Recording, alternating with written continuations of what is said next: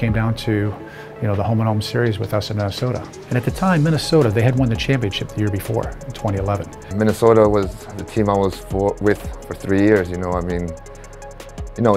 hurts when, you leave a team and they win that championship. So for me, it was revenge. Hill. For Court, saved by Van Oekel. Good flick on, Ambersley now, in for the Rowdies. Pushed away by Van Oekel again. Walker. Well hit! Oh! What a goal! At what point in the game he put a shot in the top corner, upper 90. All right, so okay, 1-0. I knew that if we got out of there with one goal, we had a pretty good opportunity to turn things around. It was a corner kick, and the ball was crossed into the box, and there was a melee in front of the goal, and next thing you know, it goes in the back of our net, and now we're down 2-0. And that had to be, I think, the last play of the game. Well, that'll do it here from NSC Stadium for game number 1 of the NASL Championship Series. These two teams now head to St. Petersburg, Al Lang Stadium, to take each other on one more time.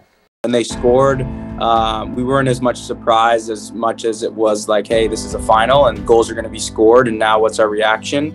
Obviously on the road with their support, that was, the stadium erupted when they scored.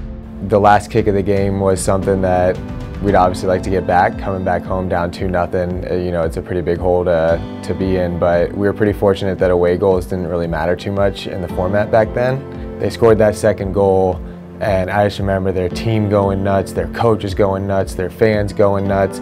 When you're in a game like that to start the final and it's 2 legs, and the last goal could have crushed us.